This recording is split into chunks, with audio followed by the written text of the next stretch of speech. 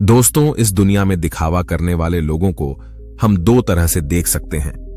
एक तो वह जिनके पास धन संपदा होती है तब वह दिखावा करते हैं, और दूसरे वह जिनके पास कुछ भी नहीं होता, उनके पास धन संपदा भी नहीं होती। कहने का अर्थ यह है कि उनके पास कोई भी ऐसा गुण नहीं होता जिससे लोग उनकी प्रशंसा करें। इसीलिए वह झूठ बोल बोलकर दूसरों से अपनी प्रशंसा करवाना चाहता है। वह दिखावा करता है कुछ होने का, लेकिन उसके अंदर कुछ होता नहीं है। जो लोग अपने गुण या फिर अपनी धन संपदा के कारण दिखावा करते हैं, वह अहंकार के शिकार हो जाते हैं। उनके अंदर अहंकार फूट फूट कर भर जाता है। उन्हें खुद पता भी नहीं चलता, लेकिन धीरे धीरे यही अहंकार उनके जीवन का मजा छीन लेता है। और जो लोग कुछ गुण या फिर धन संपदा न होते हुए भी दिखावा करते हैं, ऐसे लोग जीवन में हमेशा दुखी रहते हैं, क्योंकि ऐसे इंसानों की सच्चाई कभी न कभी तो सामने आ ही जाती है, तो उन पर कोई विश्वास नहीं करता, कोई भरोसा नहीं करता, और इस दुनिया में कोई भी उनका अपना नहीं होता। उसके घर वाले, उसके माता पिता तक उस पर भरोसा नहीं करते हैं, क्योंकि उसकी दिखावा करने की आदत सबकी नजरों में उसे नीचा बना देती है। आज की जो कहानी मैं आप लोगों को सुनाने वाला हूं, वह एक ऐसे व्यक्ति की कहानी है जो दिखावा करने की वजह से परिस्थितियों में फंसता चला जाता है, और आखिरकार उसका परिणाम क्या होता है, यह तो आपको इस कहानी में ही सुनने को मिलेगा। और साथ के साथ आप इस कहानी में यह भी जानेंगे कि दिखावा करने वाले लोगों से किस प्रकार अपने आप को बचाया जाए, या फिर आप खुद दिखावा करने से कैसे बचें। यह सब आपको इस कहानी में सुनने को मिलेगा। इससे पहले कि आप इस कहानी में खो जाएं, इस चैनल को सब्सक्राइब करके बेल नोटिफिकेशन को जरूर दबा देना। कभी कभी जीवन आपको बड़ी मुश्किल में डाल देता है। ऐसे ही मुश्किल में राजेश नाम का एक युवक फंसा हुआ था। उसे अपने घर से निकले हुए बहुत समय हो गया था। कई महीने बीत चुके थे। वह अपने घर से यह कहकर निकला था कि मैं नगर में कमाने के लिए जा रहा हूं, लेकिन बहुत समय बीतने के बाद भी उसे कोई काम नहीं मिल रहा था। इसीलिए उसने निश्चय किया कि वह किसी भी तरीके से अपनी कमाई का साधन बनाकर रहेगा। उसने अपने ही जैसे 3-4 युवकों की टोली बना ली थी, और उन सब ने योजना बनाई थी कि वह किसी भी धनवान व्यक्ति को बुद्धू बनाकर उसका धन उससे हासिल कर लेंगे। छल, कपट, झूठ और प्रपंच, यही राजेश और उसके साथियों के हथियार थे। उन्होंने योजना तो बना ली थी, लेकिन उन्हें यह समझ में नहीं आ रहा था कि वो अपने शिकार को ढूंढेंगे कैसे, और ढूंढने के बाद उसे बुद्धू बनाकर उसका धन कैसे लूटेंगे। आखिरकार उन चारों ने योजना बना ली। उनकी योजना थी कि वह किसी ऐसे स्थान पर जाएंगे जहां पर बहुत सारे अमीर लोग आते हों, और वहां पर उन अमीरों में जो भी आदमी सबसे ज्यादा दिखावा करेगा, उनका शिकार वही होगा। उन्होंने नगर में एक ऐसी जगह ढूंढ ली थी जहां पर नगर के ज्यादातर अमीर लोग जुआ खेलने के लिए आते थे। उन चारों की योजना थी कि वह एक ऐसा नाटक रचेंगे जिसमें राजेश किसी नगर का महाराज कहलाया जाएगा, और उसके सभी साथियों में से 2 साथी उसके अंगरक्षक होने का अभिनय करेंगे। सिर्फ राजेश ही नहीं था जो राजा होने का दिखावा कर रहा था, उसके साथ उसका दूसरा साथी भी था जो किसी दूसरे नगर का राजा होने का दिखावा कर रहा था। आखिर उनकी योजना क्या थी, यह आपको कुछ देर में पता चल जाएगा। अगले दिन से सुबह सुबह सारे लोग अपने पात्र के हिसाब से वस्त्र धारण करके उस जगह पहुंचे जहां पर शहर के ज्यादातर अमीर लोग जुआ खेलने के लिए आते थे। राजेश उस जगह पर एक नगर का महाराज बनकर पहुंचा था, जिसके पीछे उसके साथी अंगरक्षक साथ साथ चल रहे थे। सब अमीर लोगों की नजर उन पर टिकी हुई थी, क्योंकि राजेश उन सब में सबसे ज्यादा अमीर लग रहा था। उसकी वेशभूषा बेशकीमती लग रही थी, बेहद आकर्षक लग रही थी, जिससे सभी लोग उसकी तरफ आकर्षित हो गए थे। कुछ समय बाद राजेश एक ऐसी जगह पर जाकर बैठा जो सिर्फ बहुत जरूरी लोगों के लिए बनी हुई थी। जब राजेश वहां पर जाकर बैठा तो उसके अंगरक्षक वहीं उसके पास खड़े हुए थे। सब आपस में चर्चा करते हुए एक दूसरे से पूछ रहे थे कि ये किस नगर के महाराज हैं। उसी भीड़ में राजेश का एक और साथी मौजूद था। उसने उन सबको संबोधित करते हुए बताया कि राजेश किसी बड़े नगर का बड़ा महाराज है, और सबने उसकी बात पर यकीन कर लिया। अब वह अमीर लोग जो ज्यादातर दिखावा करते थे, जो किसी बड़े आदमी से अपना सम्मान सुनने के लिए तरसते रहते थे, ऐसे लोग राजेश के आसपास मंडराने लगे थे। वह राजेश को किसी बड़े नगर का महाराज समझ रहे थे, और वह यह सोच रहे थे कि अगर इनसे हमारा परिचय हो गया तो हो सकता है भविष्य में यह महाराज हमारे कुछ काम आ जाए। थोड़ी देर बाद वहां पर दूसरा राजा भी पहुंचा, जो राजेश का ही एक साथी था, और वह भी राजेश की तरह राजा होने का दिखावा कर रहा था। वह दूसरा राजा राजेश के ठीक सामने आकर बैठ गया। कुछ देर एक दूसरे से बात करने के बाद दोनों ने जुआ खेलने का निश्चय किया। कुछ समय बाद जुए की बड़ी बड़ी बाजियां खेली जाने लगी और राजेश, जो किसी नगर का महाराज होने का दिखावा कर रहा था, वह इस जुए में बहुत बड़ी रकम हार गया। लेकिन जब राजेश ने हारी हुई रकम निकालने के लिए अपनी पोटली ढूंढनी चाही तो उसे अपनी पोटली मिल ही नहीं रही थी। बहुत देर ढूंढने के बाद भी जब उसे पोटली नहीं मिली तो वह गुस्से से भरकर अपने अंगरक्षकों को डांटने लगा और डांटते हुए उनसे अपनी पोटली के बारे में पूछने लगा। लेकिन उसके अंगरक्षकों के पास इसका कोई जवाब नहीं था। वह सब नीची गर्दन करके खड़े हुए थे। राजेश ने बड़े ही शांत स्वर में अपने सामने बैठे हुए राजा से कहा कि देखिए, लगता है कि हमारी सोने के सिक्कों से भरी पोटली कहीं पर गुम गई है। मैं मानता हूं कि मैं जुए में हारा हूं, लेकिन फिलहाल मेरे पास तुम्हें देने के लिए कुछ भी नहीं है। अगर तुम मुझे कोई अपना पता दे दो तो मैं तुम्हारे पते पर तुम्हारी रकम भिजवा दूंगा, या फिर तुम मेरे राज्य में आकर मेरे राजमहल में चले आना। वहां पर तुम्हारी पूरी रकम तुम्हें मिल जाएगी। यह सुनकर वह सामने बैठा हुआ राजा गुस्से से आग बबूला हो गया। वह राजेश को बहुत भला बुरा कहने लगा। नौबत यहां तक आ गई कि दोनों में हाथापाई शुरू हो गई। वहां पर उसके अंगरक्षक और इधर राजेश के अंगरक्षक दोनों आपस में भिड़ गए। कुछ देर बाद एक अमीर आदमी उन दोनों के बीच में पहुंचा और उन दोनों का झगड़ा सुलझाते हुए उसने कहा कि महाराज, आप मुझसे कुछ धन उधार ले लीजिए। आपको लड़ने की जरूरत नहीं है। ये आपको शोभा नहीं देता। ये आपकी शान के खिलाफ है। मैं आपको धन उधार दे देता हूं। आप मेरा धन मुझे लौटा देना। यह राह, मेरा पता और अपना पता देते हुए उस अमीर आदमी ने राजेश को बहुत सारे सोने के सिक्के दे दिए। जितने वह जुए में हारा था उसने उसी के सामने बैठे हुए राजा के मुंह पर फेंक कर मारे और उस राजा से कहा कि हमारे लिए इन मुद्राओं की कोई कीमत नहीं है। तुम हमें जानते नहीं हो कि हम कितने बड़े महाराज हैं। हमारा नगर कितना बड़ा है, कितना खुशहाल है। अगर तुम कभी हमारे नगर में आओगे तो तुम्हें पता चलेगा इस सज्जन ने मेरी मदद की है और बदले में मैं इसे इसका इनाम जरूर दूंगा। और यह कहते हुए राजेश ने उसे अपने नगर का पता देते हुए कहा कि अगर तुम हमारी मदद नहीं करते तो शायद आज हमें अपमानित होना पड़ता, लेकिन तुमने हमारी इज्जत बचाई है और बदले में हम तुम्हें सम्मान से नवाजेंगे।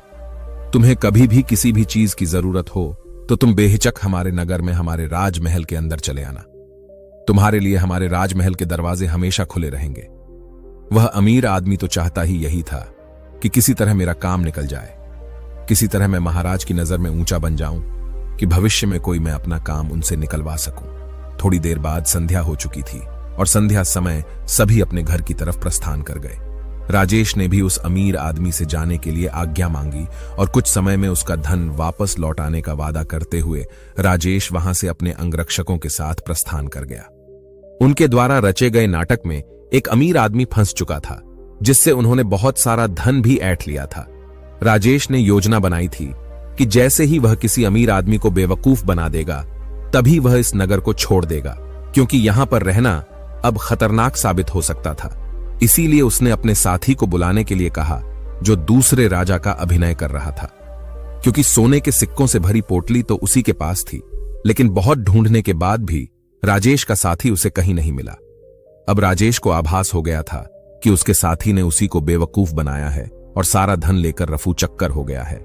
जब राजेश को इस बात का पता चला तो उसे बहुत दुख हुआ। उसे कोई रास्ता नहीं सूझ रहा था।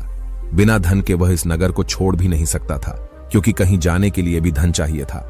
और जिस अमीर आदमी से उसने धन उधार लिया था वह उसे इस नगर में जरूर किसी न किसी दिन पकड़ लेगा, और जिस दिन वह उसे पकड़ लेगा उसे लंबी कारावास हो जाएगी। यहां पर समझने की बात यह थी कि वह अमीर आदमी उन लोगों के बीच में दिखावा करने की कोशिश कर रहा था कि मैं राजा के कितने करीब हूं, मैं उनकी मदद करता हूं, ताकि दूसरे अमीर लोगों को यह लगे कि उसके संपर्क बहुत ऊंचे ऊंचे हैं। यह बहुत अमीर और बहुत रईस लोगों के बीच में उठता बैठता है, जिससे उसका ओहदा अपने साथियों के बीच बढ़ सके। इसीलिए उसने दिखावे की वजह से राजेश रूपी राजा को वह धन उधार दे दिया था। और राजेश तो जैसा कि आप सबको पता है, वह तो इसीलिए दिखावा कर रहा था कि वह किसी को अपना शिकार बना सके। लेकिन वह कहते हैं कि जैसी करनी वैसी भरनी, दोनों को दिखावे की सजा मिली। उस अमीर आदमी का धन लुट गया और यहां राजेश को उसके साथी ने ही बेवकूफ बना दिया था। कुछ समय बाद राजेश को उस नगर के दरबारियों ने ढूंढना शुरू कर दिया, क्योंकि उस अमीर आदमी को पता चल चुका था कि उसके साथ छल हुआ है, उसके साथ कपट हुआ है, और वह किसी भी कीमत पर राजेश को ढूंढना चाहता था। इसीलिए राजेश को छुपकर जंगल के रास्ते से वह नगर छोड़कर भागना पड़ा। जंगल में छुपते छुपाते वह एक दिन एक भिक्षु की कुटिया में पहुंचा, जहां पर एक भिक्षु ध्यान कर रहा था। राजेश उस भिक्षु के चेहरे की सादगी देखकर उसकी तरफ बहुत आकर्षित हो गया। उनके ध्यान से बाहर आने का इंतजार करने लगा। कुछ देर बाद भिक्षु ने जब अपनी आंखें खोली तो उन्होंने सामने बैठे राजेश को देखा। उन्होंने राजेश न से पूछा कि तुम कहां जा रहे हो और यहां पर मुझसे क्या चाहते हो। राजेश उनके चरणों में गिर पड़ा और रोते हुए उनको बोला, गुरुदेव, मैं दिखावा कर करके थक चुका हूं। मुझे कोई रास्ता नजर नहीं आ रहा। घर वालों के सामने मुझे दिखावा करना पड़ता है कि मैं नगर में कोई काम कर रहा हूं और नगर में मैं लोगों को बेवकूफ बनाता हूं, उनके साथ छल करता हूं, कपट करता हूं। मेरा पूरा अस्तित्व दिखावे पर टिका हुआ है। कृपया करके मुझे कोई ऐसा तरीका बताएं जिससे मैं आपकी तरह सादगी भरा जीवन जी सकूं, खुश होकर शांत होकर अपने जीवन का मजा ले सकूं। मैं थक गया हूं। भिक्षु ने मुस्कुराते हुए कहा कि सारी दुनिया दिखावा ही तो कर रही है। कोई अगर तुमसे कहता है कि तुम तो बहुत ही ईमानदार आदमी हो तो तुम खुश हो जाते हो, ये जानते हुए कि तुम एक झूठे और मक्कार आदमी हो। हर जगह, हर परिस्थिति में जब भी किसी इंसान को मौका मिलता है तो वह दिखावा करने से चूकता नहीं है। यह तुमने भी जरूर महसूस किया होगा। दिखावा करने के बाद तुम्हें तो यह लगता है कि तुम बहुत समझदार हो, तुम चालाक हो, लेकिन चालाक होने के कारण तुम्हारे जीवन की सरलता खो जाती है। तुम साधारण नहीं रह पाते। तुम हर जगह दिखावा करने की कोशिश करते हो और इसीलिए जीवन के आनंद को तुम कभी महसूस ही नहीं कर पाते। लेकिन समझने की बात यह होती है कि आदमी दूसरे के सामने दिखावा तभी करता है जब वह सामने वाले की नजर में ऊंचा होना चाहता है। अगर तुम सामने वाले से प्रभावित नहीं होते तो तुम्हें दिखावा करने की कोई जरूरत ही नहीं रहेगी, क्योंकि तुम किसी न किसी तरह सामने वाले आदमी को आकर्षित करना चाहते हो, उसे अपनी ओर खींचना चाहते हो, और यही दिखावे का सबसे बड़ा कारण होता है। लेकिन जो इंसान तुम्हारे दिखावा करने की वजह से तुम्हारी तरफ आकर्षित हुआ है, तो कल अगर उसे तुम्हारी सच्चाई पता चलेगी तो वह तुमसे दूर भी हो जाएगा। इसीलिए दिखावा करने की वजह से अपने भी हमसे दूर होते चले जाते हैं। हमें इसका कभी एहसास ही नहीं होता और हम अकेले पड़ते चले जाते हैं। आखिरकार हम पाते हैं कि हमारे आसपास कोई भी मौजूद नहीं है जिसे हम अपना कह सकें, जिससे हम अपने दिल की बात कर सकें, क्योंकि हर इंसान के सामने हमने सिर्फ दिखावा ही किया है। लेकिन जो इंसान अपने आप को जानता है, अपने एकांत में स्थापित हो गया है, उसे किसी के आने जाने से कोई फर्क नहीं पड़ता। वह तो बस अपने एकांत का आनंद उठाता है। कोई आए तो ठीक और जाए तो भी ठीक। वह किसी को आकर्षित करने की कोशिश नहीं करेगा और इसीलिए उसका जीवन सरल होता चला जाएगा, साधारण होता चला जाएगा, और जितने सरल तुम बनते जाओगे उतनी ही आसानी से तुम ध्यान में प्रविष्ट हो पाओगे। जीवन एक परीक्षा है, लेकिन कुछ लोग उस परीक्षा में संघर्ष नहीं कर पाते और वह लोग एक दिखावे का रास्ता अपना लेते हैं। उस जीवन को पूरी सच्चाई से जीना ही नहीं चाहते। वह खुद की सच्चाई को भी खुद स्वीकार नहीं करना चाहते। ऐसे बहुत से लोग होते हैं जिनके अंदर बहुत सारी बुराइयां होती हैं, लेकिन वह अपनी बुराइयों को कभी खुद महसूस ही नहीं कर पाते, खुद स्वीकार ही नहीं कर पाते। उन्हें पता होता है कि उनके अंदर यह कमी है, लेकिन अहंकार व दिखावे के कारण न तो वह अपनी बुराई सामने वाले के सामने बता पाते हैं और न ही उसको खुद स्वीकार करके उसको ठीक कर पाते हैं। इसीलिए सबसे पहले दिखावे की दुनिया को छोड़ो, बनावटी दुनिया को दूर हटा दो, क्योंकि जब बनावटी दुनिया तुमसे दूर होगी तो ही तुम्हारा मन स्वच्छ हो पाएगा, निर्मल हो पाएगा, और जितना मन तुम्हारा निर्मल होगा उतने ही अच्छे लोग तुम्हारे संपर्क में आते रहेंगे, और जितना कपटी तुम्हारा मन होगा तो कपटी लोग ही तुम्हें मिलते जाएंगे। हमें वही लोग जीवन में टकराते हैं जिस तरह का हमारा खुद का नजरिया होता है। अगर हमारा नजरिया साफ है, शुद्ध है, तो हमें शुद्ध लोग ही टकराएंगे, और वहीं पर अगर हमारा नजरिया कपट से भरा हुआ है, धोखे से भरा हुआ है, तो हमें रास्ते में ऐसे ही लोग टकराएंगे। तुम किसी को धोखा दोगे, कोई तुम्हें धोखा देगा, और ये गोला निरंतर चलता रहता है। इस चक्र से बाहर आने का सिर्फ एक ही तरीका है, किसी को आकर्षित करने की कोशिश मत करो। किसी को भी जबरदस्ती झूठ बोलकर खुश करने की कोशिश मत करो। बस तुम अगर ये छोटा सा सिद्धांत अपना लेते हो तो तुम्हारी बनावटी दुनिया कब सच में बदल जाएगी तुम्हें पता ही नहीं चलेगा। साधारण रहकर, सरल रहकर ध्यान की गहराइयों से अपने जीवन का परिचय कराओ, तब तुम्हें जीवन के आनंद का पता चलेगा। तब तुम समझोगे कि जीवन के असली मायने क्या होते हैं।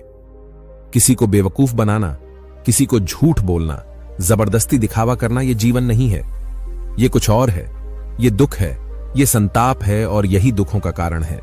इसीलिए तुम दुखों को काटना चाहते हो तो सबसे पहले इस पेड़ की जड़ को उखाड़ कर फेंको जो दिखावे का पौधा तुमने लगा रखा है। और ये कहकर वो भिक्षु कुटिया के अंदर चला गया। उनके जाने के बाद राजेश ने महसूस किया कि उसके जीवन में जितनी भी समस्याएं हैं उसके पीछे मूलभूत कारण उसका दिखावा ही है। अगर वह दिखावा करना छोड़ देता है तो जाहिर सी बात है वह झूठ बोलना भी छोड़ देगा।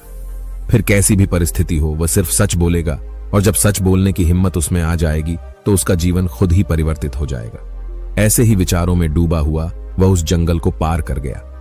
दोस्तों, आपने आज के इस वीडियो से क्या सीखा वह मुझे आप कमेंट में बता सकते हैं। इसी के साथ में उम्मीद है कि आपको आज की वीडियो पसंद आई होगी, तो इस वीडियो को उस इंसान को शेयर करें जिससे यह कहानी सुनने की जरूरत है, और उसी के ठीक बाद चैनल को सब्सक्राइब करें। तो चलिए फिर मिलते हैं ऐसी एक और नई वीडियो में एक नए मैसेज के साथ। तब तक के लिए अपना ख्याल रखें। धन्यवाद और नमो बुद्धाय।